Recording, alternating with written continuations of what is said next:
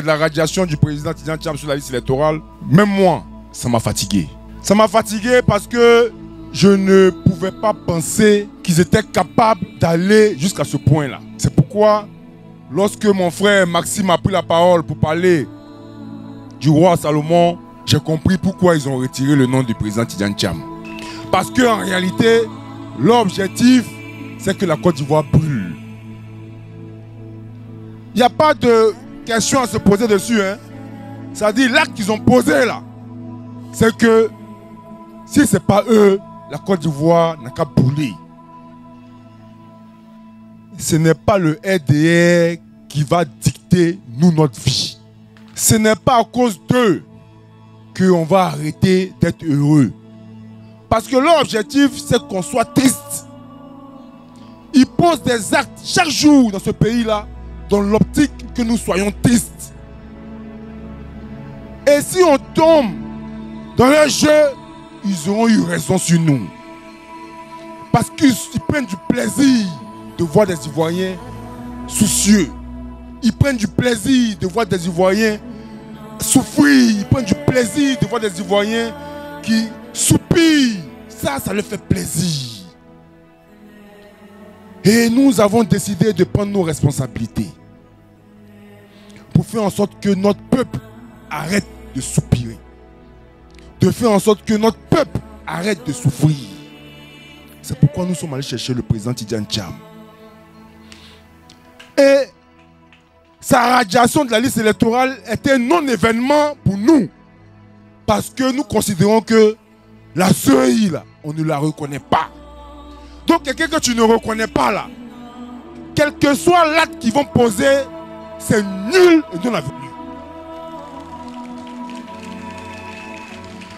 Parce que tu ne considères pas une institution. Et puis l'institution pose des actes et puis toi tu pleures. Pourquoi tu pleures? La CEI là, on ne la reconnaît pas. Donc nous on considère que le président Tidjane Thiam est notre candidat. Et il sera candidat pas pour figurer, pour gagner.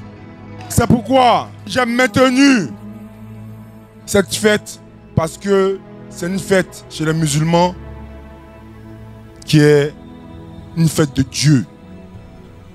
Et à cette fête-là, Dieu nous a inspirés. Et il a demandé à ce que nous le fassions pour vous, parce que vous le méritez. Vous le méritez parce que ça fait aujourd'hui 2 mois. Chaque semaine, vous vous mobilisez à 2 reprises pour aller au plateau, à la maison du parti, au meeting, sans relâche. Vous n'avez pas abdiqué. Quand on vous appelle, vous vous mobilisez. Quand on vous appelle, vous vous mobilisez. Et il était important que nous, les délégués de Yopougon, nous vous offrons ce repas-là aujourd'hui.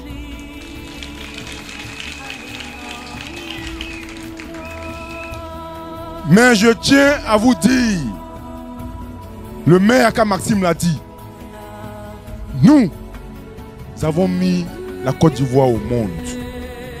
Donc nous, on n'a pas pour objectif de faire en sorte que la Côte d'Ivoire brûle. On n'a pas pour objectif de diviser la Côte d'Ivoire en 2, comme d'autres l'ont fait.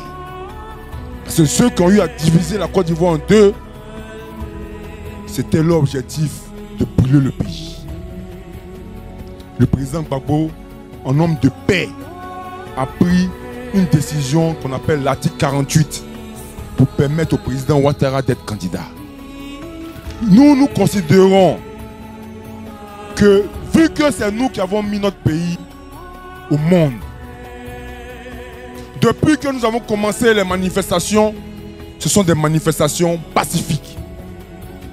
On n'a jamais brûlé un pneu. On n'a jamais cassé un édifice de l'État. On n'a jamais fait. Et ce qu'ils sont en train de nous dire, c'est que vous avez fini de faire tout ça là. C'est quoi la suite? Mais la suite là, c'est que ce que nous sommes en train de faire, sans brûler, sans casser là, ça les fatigue. Donc, dans leur objectif, c'est de briser notre morale. Pour faire en sorte qu'on puisse penser que ce qu'on est en train de faire là ne va pas aboutir. Mais notre morale, là, il est fort. Et personne ne peut le briser. Personne. C'est pourquoi je peux vous le dire. Le PDCI-RDA a eu à faire des marches partout, sur tout l'étendue du territoire. Partout, il y a eu des marches. On a marché partout. Mais moi, je considère que après l'acte qu'ils ont posé, nous devons leur montrer que c'est nous qui sommes majoritaires ici en Côte d'Ivoire. Tu peux avoir ton pouvoir, tu peux avoir tout l'argent du monde que tu as, mais si tu n'as pas le peuple avec toi, tout ce que tu as avec toi là, c'est zéro. Et comme ils ont refusé de nous affronter dans les urnes, parce que c'est dans les urnes qu'on allait démontrer que nous sommes majoritaires. La démocratie là, c'est ça. Ce n'est pas organiser un meeting pour venir montrer du monde.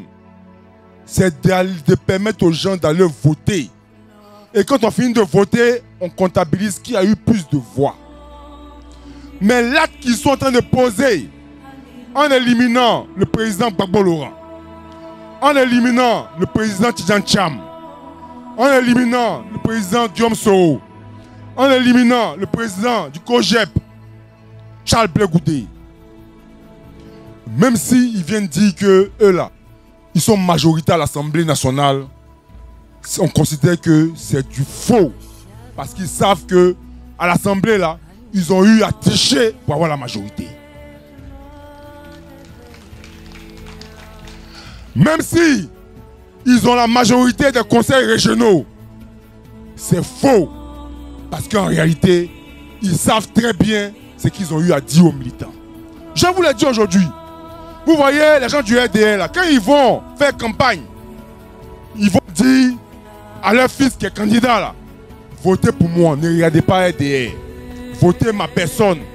Parce que c'est moi, je vais apporter le développement. Mais l'élection présidentielle, là, c'est un homme et puis son peuple. Vous avez au Boclé, là, dans le Boclé, c'est Damana Picasse qui était candidat. Il a perdu. Mais est-ce que vous pensez que le président Gbagbo Laurent peut être candidat au Boclé et puis va perdre? Donc ils savent que la majorité des Ivoiriens là attendaient l'élection présidentielle pour le faire tomber. Vous regardez Ayam Soko. Ayam Soko, le député de là-bas là, c'est un gars du RDR. Est-ce que si Tidjane Thiam est candidat à la présidentielle là, Ayam Soko là, Tidjane Thiam peut perdre? Vous regardez dans le NZI. Dans le NZI, le président du conseil régional là, c'est un gars du RDR. Est-ce que si le président Tidjane Thiam est candidat dans le NZI là, il peut perdre? Donc, l'argument de venir dire que nous on est majoritaire ici, on a plus de députés, on a plus de présidents du conseil régional. Quand tu finis d'avoir la majorité dans tout ça là, ça veut dire que tu ne dois pas éliminer quelqu'un. Tu es prêt à affronter tout le monde pour gagner. Mais à partir du moment où ils ont décidé d'éliminer tout le monde avant les élections, ça veut dire qu'eux-mêmes, ils savent qu'ils sont minoritaires ici en Côte d'Ivoire. Chers militants, je peux vous le dire aujourd'hui, c'est maintenant que le combat va commencer. Le combat là, c'est maintenant que ça va commencer. Une minorité ne peut pas nous gouverner ici en Côte d'Ivoire encore, c'est fini. Le président Faux-Boigny a eu à combattre les colons et la Côte d'Ivoire a aussi l'indépendance. Le grand président Félix Faux-Boigny, il était tout puissant. Il pouvait ne pas avoir le président Gbagbo Laurent comme candidat. Éliminer Gbagbo.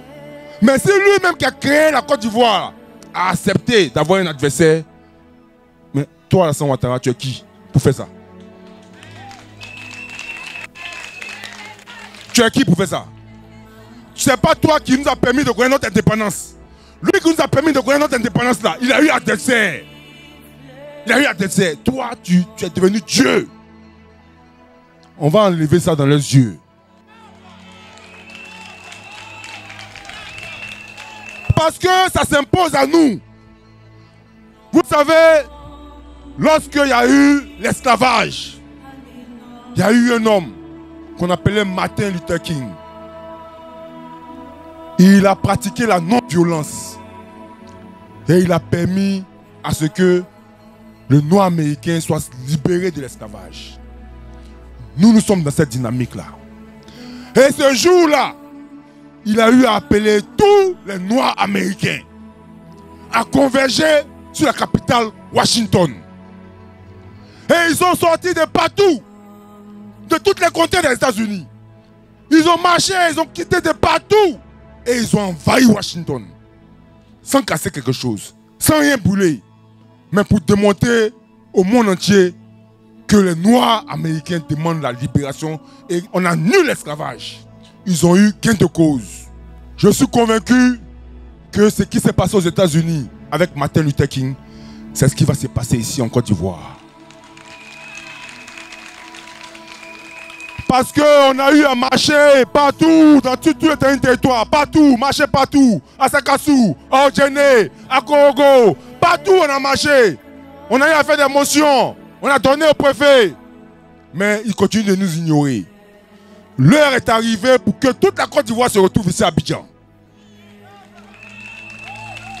L'heure est arrivée pour que toute la Côte d'Ivoire se retrouve ici à Abidjan pour exiger au président Ouattara de s'asseoir à la table de discussion avec nos leaders et de les réintégrer pour que les élections puissent se faire dans la transparence. L'heure n'est plus à la tergiversation. Et ce jour-là, nous pouvons garantir au président Tidjane Thiam que Yopougon va le représenter dignement. Ce jour-là, Yopougon va se vider parce que ce que nous on veut de notre Côte d'Ivoire, nous ne voulons plus de morts ici en Côte d'Ivoire. Une élection, on la gagne ou on la perd. Mais on ne gagne jamais une élection avant qu'elle ait lieu. Jamais. Donc, chers parents, je peux vous le dire, ce combat dans lequel nous sommes engagés aujourd'hui, c'est un combat qui est divin. Et quand tu mènes un combat divin, il faut faire en sorte que Dieu soit fier de toi.